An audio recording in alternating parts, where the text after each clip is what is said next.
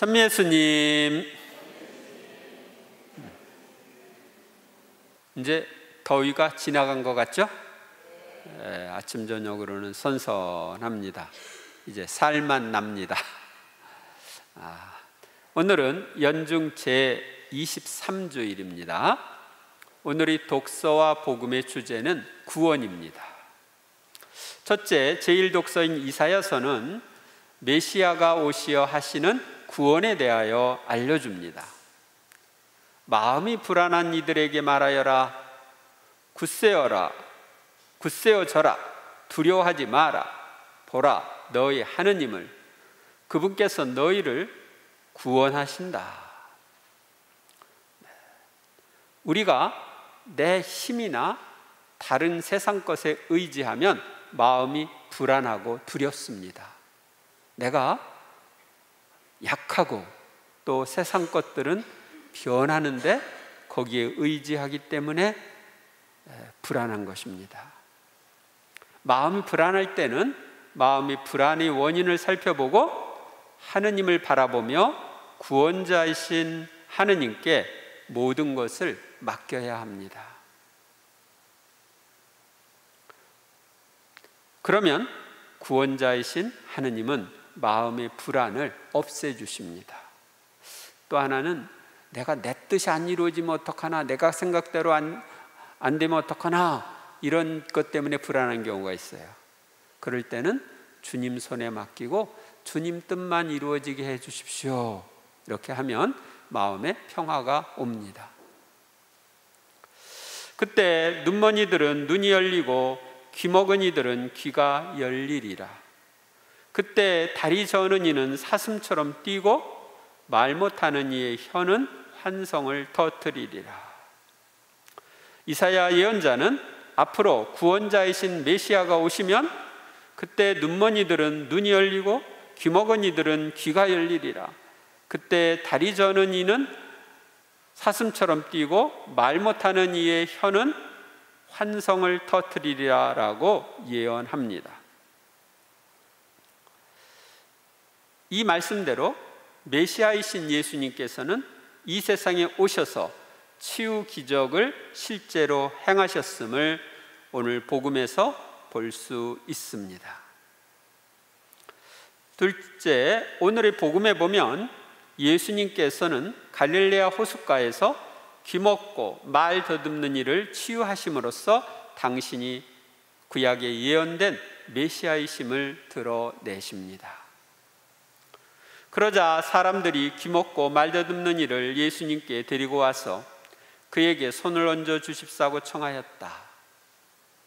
갈릴레아 사람들이 귀먹고 말 더듬는 이를 예수님께 데리고 와서 안수하며 치유해 주십사고 청했습니다. 예수님께서는 그를 군중에게서 따로 데리고 나가셔서 당신 손가락을 그의 두 귀에 넣으셨다가 침을 발라 그의 혀에 손을 대셨다. 예수님께서는 치유되라는 말씀 한마디만 하면은 치유가 될 텐데 왜 이렇게 복잡하게 손가락을 그의 귀에 넣고 또 침을 발라서 그의 혀에 손을 대었을까요? 이는 앞으로 볼 수 있는 은총의 표지인 성사를 세우기 위한 행동이었습니다. 우리가 은총은 볼 수 있어요, 없어요? 은총은 안 보이죠. 그런데 은총이 내리는 것을 우리가 봐야 돼. 근데 어떻게 보느냐? 볼 수 있는 표지를 통해서 예수님이 손가락으로 이렇게 귀에다가 또 혀에다가 대시는 그런 행위를 하셨는데 우리는 세례 때는 물로 씻는 예식을 하죠. 물로 씻는 예식을 하면서 그것을 통해서 모든 죄가 없어지는 것을 말합니다. 또 견진 때는 기름을 발라주고 안수를 하면서 성령을 받는 것을 이야기하고 있습니다. 그래서 볼 수 없는 은총을 은총이 내린다는 것을 볼 수 있는 그런 표지를 통해서 우리에게 주는 것이 성사입니다. 성사. 그러고 나서 하늘을 우러러 한숨을 내쉬신 다음 그에게 에파타 곧 열려라 하고 말씀하셨다. 여기서 하늘을 우러러 한숨을 내쉬었다는 것은 신령한 언어로 하는 기도를 하셨다고 학자들은 보고 있습니다. 이 한숨이라고 하는 이 단어는 로마서 8장 28절에서 8장 26절에서 성령께서 몸소 말로 다할 수 없이 탄식하시며 우리를 대신하여 간구하십니다에 나오는 탄식과 같은 용어인데, 이는 신령한 언어로 하는 기도를 나타내는 전문 용어라고 헤르베르트 뮤렌 신부님은 말씀하십니다. 에파타 곧 열려라 하고 말씀하셨는데, 예비자 단계별 예식에는 예비자들이 하느님의 말씀을 듣고 말할 수 있도록 귀와 입을 열어주시도록 귀와 입에 십자성어를 긋고 기도하는 에파타 예식이 있습니다. 이 예식을 통해서 예비자들은 점점 더 하느님의 말씀이 마음 안에 스며들 수 있는 은총을 얻습니다.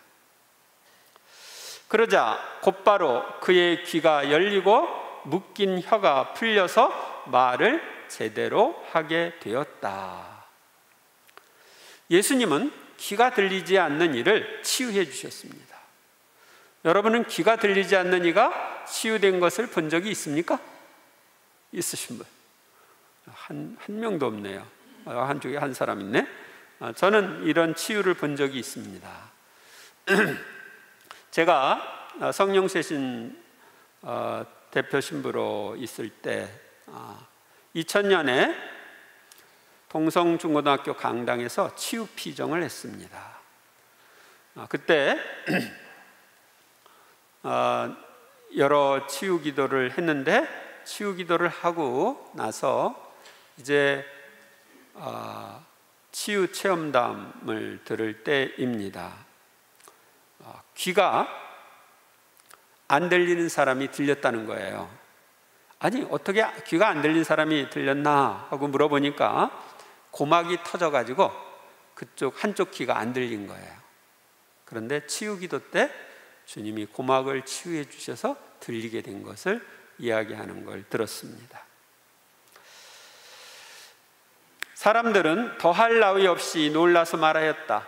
저분이 하신 일은 모두 훌륭하다. 귀먹은 이들은 듣게 하시고 말 못하는 이들은 말하게 하시는구나. 말 못하는 아이를 치유하시는 예수님을 본 적이 있습니다. 오래전에 서강대학교 강당에서 외국 강사를 초빙해서 치유 피정을 할 때였습니다. 치유 피정을 하고 서로를 위해서 기도한 다음에 치유에 대한 체험을 나눌 때였는데, 어떤 어머니가 아이를 데리고 막 울면서 나와서 얘기를 했습니다. 이 아이는 말을 제대로 못했다는 거예요. 그러니까 우우우 뭐 그냥 소리만 내는 거죠. 그래서 창피해가지고 치유 피정 오는데 집에 있으라고 못 오게 했는데 얘가 자꾸 따라하더라고요. 그래서 야단치면서 어쩔 수 없이 데리고 왔다는 거예요. 그런데 이제 서로 짝지어서 주변에 있는 사람들 같이 기도하는 시간이 있었어요. 근데 그렇게 그 아이를 위해서 기도를 할 때 이 아이가 치유가 되어가지고 말을 하게 된 거예요. 그래서 그 말을 하는 것을 듣고 감격해가지고 아이랑 함께 나와서 이렇게 증언하는 것을 들었습니다. 그리고 이 말 더듬는 것을 치유하시는 예수님을 저는 여러 분들에게서 들었는데, 그 중에 두 건 이야기를 하면 청주교구의 서정혁 신부님이 계십니다. 이분은 어릴 때부터 이게 말을 더듬어서 신학생 때 이제 품을 받으면, 부제품 받고 사제품 받으면 말을 제대로 해야 되는데 말을 제대로 못하니까 이 쫓겨날 위기에 있었어요. 위에 어른들도 열심히 하는데 말을 제대로 못하니 서품을 줘야 되냐 말아야 되냐. 그런데 신학교에서 성체조배 중에 감실에서 불이 자신에게 쏟아져 내리면서 의식을 잃었대요. 그래서 애들이 이제 보통 저녁 때 이렇게 기도하고 나서 식당에 가서 식사하고 올라오거든요. 식당에 가서 식사하고 올라오는 소리를 듣고 그때 깬 거야. 깨어났을 때 그동안 말 더듬던 것이 완전히 치유돼 가지고 사제서품을 받고 훌륭한 사목자로 이러다가 몇 년 전에 은퇴를 하셨습니다. 강론을 아주 잘 하셔서 여기저기 가서 좋은 강사로서 사람들에게 좋은 영향을 주었던 분입니다.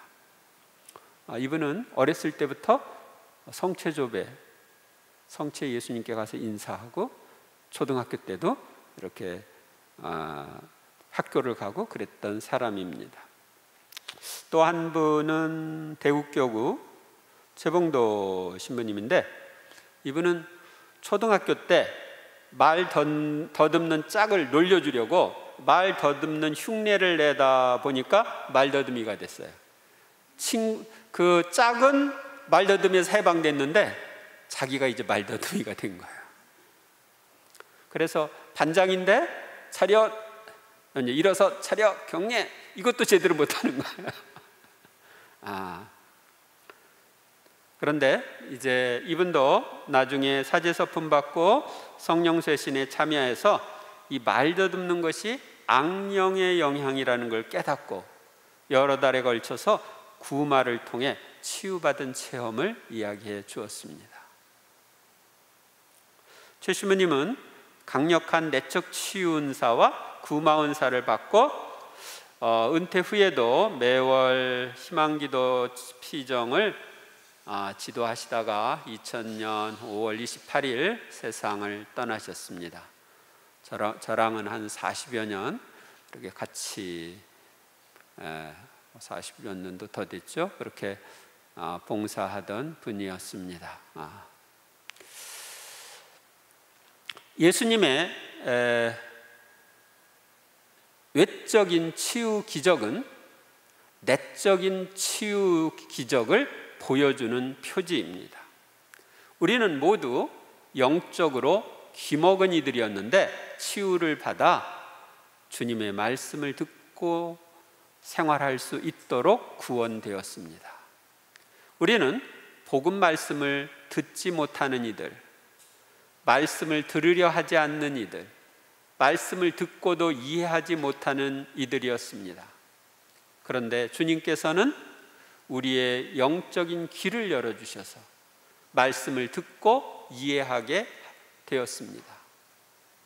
그러나 우리는 하느님의 말씀에 더 귀를 기울이고 더 깊이 그 말씀을 이해할 수 있도록 구원될 필요가 있습니다. 신자가 되어서도 영적으로 말을 더듬는 이들이 있습니다. 어떤 이들일까요? 하느님을 향해 기도의 말을 제대로 하지 못하는 이들, 복음을 제대로 전하지 못하는 이들은 영적으로 말을 더듬는 이들이라고 말할 수 있습니다. 이런 이들은 영적인 입을 열어주시도록 주님께 기도해야 합니다. 이미 영적인 말더듬이에서 벗어난 이들도 더 잘 기도하고 복음을 더 잘 전할 수 있는 상태로 구원을 받아야 합니다. 그런데 이런 구원은 구원자이신 예수님으로부터 옵니다. 셋째, 오늘의 제2 독서는 메시아이신 예수님을 믿음으로써 영적인 귀머거리와 말더듬이에서 해방된 우리들을 하늘나라의 상속자가 되게 하셨다고 말합니다. 나의 형제 여러분, 영광스러우신 우리 주 예수 그리스도를 믿으면서 사람을 차별해서는 안 됩니다. 예수님을 믿음으로 구원된 우리는 복음 말씀대로 살아야 하고 사람을 차별해서는 안 됩니다. 예수님께서 우리를 차별 없이 사랑하시는 것처럼 우리도 사람들을 차별 없이 사랑해야 합니다. 그런데 부자와 가난하니, 배우니와 못 배우니, 아름다운 이들과 못생기니 라고 하면 안 되고 개성 있게 생기니, 나와 출신 성분이 다른 이들을 차별 없이 대하는 것은 쉬운 일이 아닙니다. 우리는 자신도 모르게 사람들을 비교하고 차별하고 자신이 다른 사람과 비교하고 차별하나요? 그런데 여러분들은 차별을 원해요? 안 원해요? 차별을 안 원해요. 공정하게 대했으면 좋겠다고 말을 하는데 여러분이 다른 사람이 나를 대할 때 특별 대우를 받고 싶어요? 그냥 보통 대우 받고 싶어요? 자기는 차별적으로 대해주기를 바래. 우리는 자신이 차별받는 것을 싫어하면서도 자녀 차별, 형제 차별, 이웃 차별, 직장인이나 단체원이나 친구들을 습관적으로 차별하는 경우가 많습니다. 이웃을 차별하지 않고 사랑하려면 어떻게 해야 될까요? 주님의 눈으로 이웃을 바라볼 수 있는 은총을 청해야 합니다. 주님의 눈으로 바라보면 사람들을 있는 그대로 받아들이고 모든 이들이 사랑스럽게 보입니다. 이런 은총은 주님이 주시는 것이지 내가 의지적으로 해도 잘 안 됩니다. 나의 사랑하는 형제 여러분, 들으십시오. 하느님께서는 세상의 가난한 사람들을 골라 믿음의 부자가 되게 하시고 당신을 사랑하는 이들에게 약속하신 한 나라의 상속자가 되게 하지 않으셨습니까? 하느님께서는 세상의 가난한 사람들을 불러 믿음의 부자가 되게 하셨습니다. 천주교 신자 중에는 가난한 이들이 많습니다. 하느님께서는 영원한 삶에 있어서 부유하게 살도록 그들을 천주교 신자로 부르신 것입니다.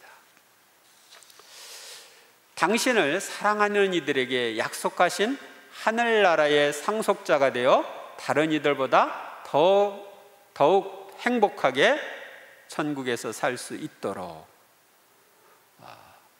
우리를 천주교 신자로 부르신 것입니다. 하느님을 사랑할수록 천국에서 더 큰 행복을 누릴 수 있습니다. 그런데 잘 사는 선진국일수록 미사 참여를 하는 비율이 떨어지고 있습니다. 선진국이라고 하는 서방의 여러 나라들에서는 미사 참여 비율이 10%도 안 됩니다. 그런데 어렵게 사는 후진국은 미사에 참여하는 비율이 높습니다. 제가 필리핀이나 다른 나라에 갔을 때 미사 때 성당이 꽉 찹니다. 열심히 기도하고 있는 모습 볼 수 있었고, 우리도 60, 70년대를 보면은 냉담자가 거의 없었어요. 거의 다 주일 미사 나왔습니다. 그런데 지금 선진국이 됐다고 하는 현재는 주일 미사 오는 사람들이 20% 정도밖에 안 되고 있어요. 그래서 천국에 가면 거꾸로 잘 사는 사람보다 가난한 나라에서 살던 사람들이 더 많고 더 더 큰 행복을 누리는 것을 보게 될 것입니다. 이렇게 되면 세상의 부가 재앙이 되고 가난이 축복이 될 수 있습니다.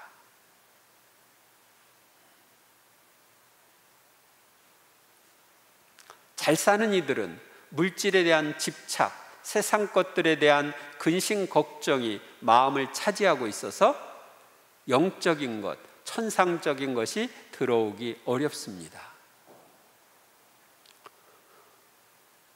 그러므로 부자들은 피조물로부터 이탈하는 방법, 자신의 마음을 비우는 방법을 배워서 실천해야 합니다.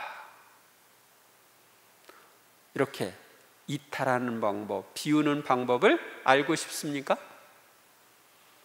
대답을 안 하면 안 가르쳐줘. 알고 싶어요? 이렇게 하면 됩니다. 모든 것은 누구 거예요? 하느님 거죠? 하느님이 주신 거죠? 그래서 그 모든 것을 하느님께 봉헌하고 하느님의 뜻대로 모든 것을 관리하는 훈련을 지속적으로 하는 것입니다. 내 것 몽땅 주님 것. 그러니까 주님이 원하시는 대로 내가 그걸 관리한다 하면은 애착이 사라집니다. 내가 돈을 가지고 있는데 내 거라고 하면 애착이 돼. 주님 거니까 주님 거라고 하면 애착에서 벗어나죠. 그래서 이걸 주님 이거 어떻게 써야 될까요?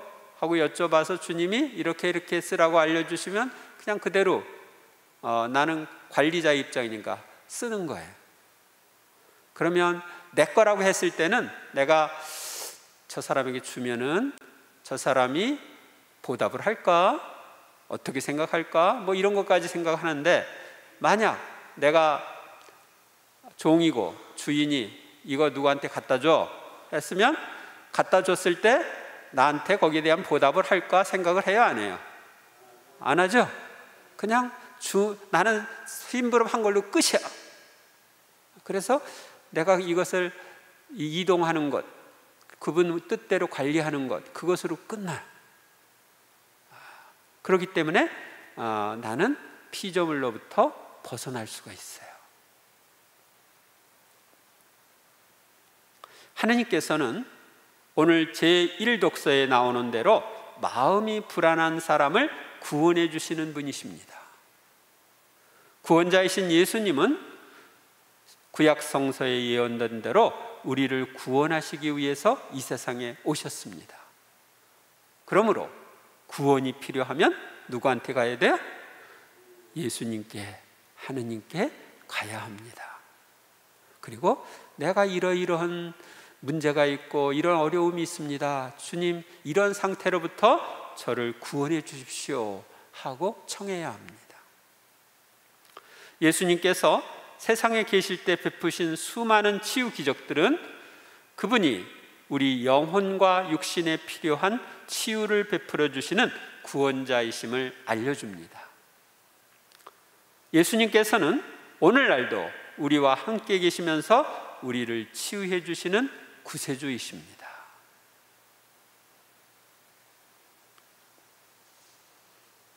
그동안 얼마나 많이 주님이 나를 구원해 주셨는지 이번 주에 한번 생각해 보세요. 오늘 제2독서에 나오는 것처럼 하느님께서는 예수님을 구세주로 믿고 받아들인 우리를 믿음의 부자가 되게 하시고 천상 행복의 상속자가 되게 하셨습니다. 우리는 이런 구원의 은총을 베푸시는 하느님께 감사와 찬미를 드려야 하겠습니다. 그리고 우리가 연옥을 거치지 않고 바로 천국에 가기 위해서는 우리 안에 있는 하느님을 닮지 않은 것, 예수님과 성모님을 닮지 않은 생각, 말, 행동을 모두 버려야 합니다. 이를 위해 구원과 신앙 성숙에 방해되는 것들을 모두 봉헌하고 내 마음을 정화시켜 주시도록 청해야 합니다. 이번 한 주간 동안 내 안에 정화되어야 할 것들이 무엇인지 살펴보고 정화를 위해 기도하며 힘쓰는 한 주간이 되시기를 바랍니다. 감사합니다.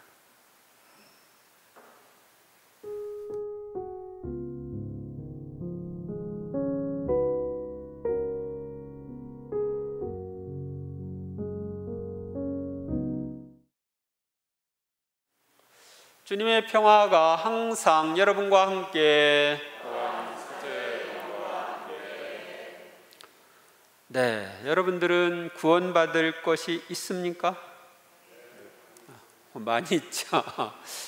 그러면은 그것을 주님께 말씀드리고 이런 상태로부터 저를 구원해 주세요 하고 청함으로써 여러분 모두가 구원을 받으시길 바랍니다.